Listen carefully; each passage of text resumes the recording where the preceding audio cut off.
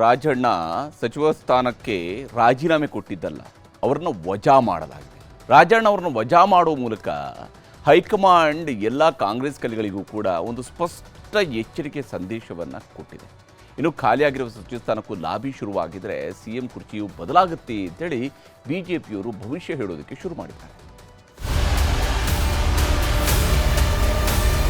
Drop ಮಾಡಬೇಕು ಅಂತಕ್ಕಂಥದ್ದು ಹೈಕಮಾಂಡ್ನ ನಿರ್ಧಾರದಂತೆ ಮುಖ್ಯಮಂತ್ರಿಗಳು ಪತ್ರವನ್ನ ಗವರ್ನರ್ ಅವರಿಗೆ ಕಳಿಸಿರ್ತಾರೆ. ಆ ಪತ್ರದ ಆಧಾರದ ಮೇಲೆ ಗವರ್ನರ್ ಅವರು ಕೂಡ ಮಾಡಿರ್ತಾರೆ. ಮಂತ್ರಿ ಸ್ಥಾನದಿಂದ ವಜಾ ಆದ್ಮೇಲೆ ರಾಜಣ್ಣ ಮೌನಕ್ಕೆ ಶರಣಾಗಿದ್ದಾರೆ. 3 ದಿನದಲ್ಲಿ ಸರಕಾರಿ ನಿವಾಸ ಖಾಲಿ ಮಾಡಿ ಅಂತ ಆಪ್ತರಿಗೆ ಹೇಳಿದ್ದಾರೆ. ಶಾಸಕರ ಭವನದಲ್ಲೂ ಕೊಠಡಿಗೆ ಮನವಿ ಮಾಡಿದ್ದಾರೆ. ಸರಕಾರಿ ಕಾರನ್ನು ಇವತ್ತೇ ವಾಪಸ್ ಕೊಟ್ಟಿದ್ದು. ವಿಧಾನಸೌಧದಿಂದ ಸಚಿವ ಚಲುವರಾಯಸ್ವಾಮಿ ಕಾರಲ್ಲಿ ವಾಪಸ್ ಹೋದ್ರು. ಇನ್ನೊಂದ್ ಕಡೆ ಸಿಎಂ ಸಿದ್ದರಾಮಯ್ಯ ಕೂಡ ಮೌನಕ್ಕೆ ಶರಣಾಗಿದ್ದು. ವಿಧಾನಸೌಧದಲ್ಲೇಗಿದ್ರು ಅಧಿವೇಶನಕ್ಕೆ ಬರಲಿಲ್ಲ.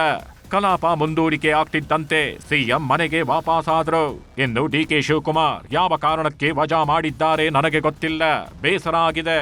ಆದ್ರೆ ಇದು ಅನಿವಾರ್ಯವಾಗಿತ್ತು ಅಂದ್ರೆ ಅನೇಕ ಸಚಿವರು ನಮಗೇನೂ ಗೊತ್ತಿಲ್ಲ, ನಾವು ಮಾತಾಡಲ್ಲ ಅಂತ ಅಂದ್ರು. ನನಗೆ ತಿಳಿದಂತೆ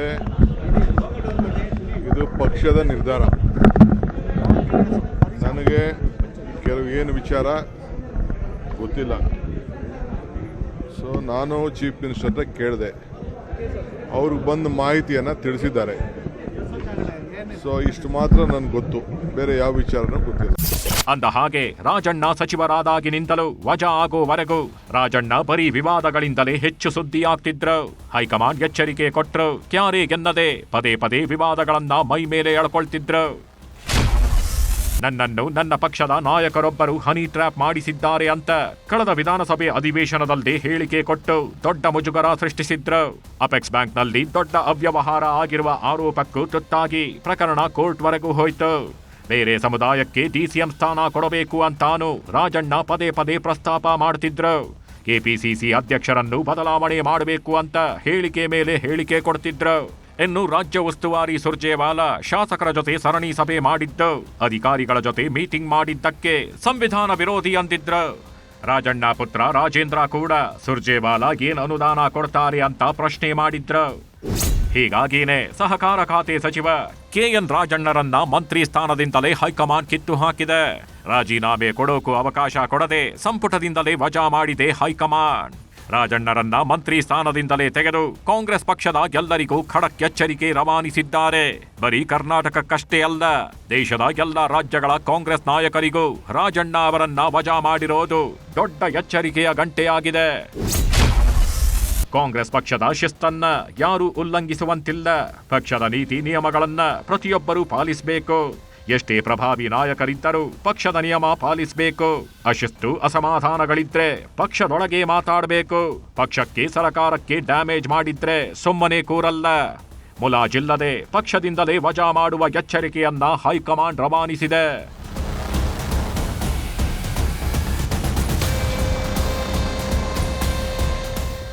ರಾಜಣ್ಣರನ್ನ ಮಂತ್ರಿ ಸ್ಥಾನದಿಂದಲೇ ವಜಾ ಮಾಡಲಾಗಿದೆ ನಿಜ. ಈಗ ರಾಜಣ್ಣ ನಿರ್ವಹಿಸುತ್ತಿದ್ದ ಸಹಕಾರ ಖಾತೆಯನ್ನ ಯಾರಿಗೆ ಕೊಡ್ತಾರೆ ಅನ್ನೋ ಕುತೂಹಲ ಹೆಚ್ಚಿದೆ.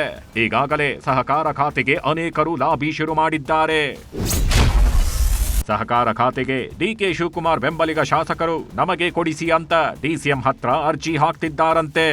ಸಿದ್ದರಾಮಯ್ಯನವರ ಆಪ್ತ ಶಾಸಕರಿಂದಲೂ ಸಹಕಾರ ಖಾತೆ ನಮಗೆ ಕೊಡಿಸಿ ಅಂತ ಮನವಿ ಮಾಡ್ತಿದ್ದಾರಂತೆ. ಸತೀಶ್ ಜಾರಕಿಹೊಳಿ ಆಪ್ತ ವಲಯದ ಶಾಸಕರಿಂದಲೂ ಬೇಡಿಕೆ ಶುರುವಾಗಿದೆ. ತುಮಕೂರಿನ ಶಾಸಕರಿಗೆ ಮಂತ್ರಿ ಸ್ಥಾನ ಸಿಗಬೇಕು ಅಂತ ಪರಮೇಶ್ವರ್ ಮನವಿ ಮಾಡ್ತಿದ್ದಾರಂತೆ. ಸದ್ಯಕ್ಕೆ ಸಹಕಾರ ಖಾತೆ ತಮ್ಮ ಬಳಿಯೇ ಉಳಿಸಿಕೊಳ್ಳಲಿರೋ ಸಿಎಂ ಮುಂದೆ ಹೈಕಮಾಂಡ್ ಯಾರಿಗೆ ಹೇಳುತ್ತೋ ಅವರಿಗೆ ಸಹಕಾರ ಖಾತೆ ಹಂಚಿಕೆ ಮಾಡಲು ತೀರ್ಮಾನಿಸಿದ್ದಾರೆ.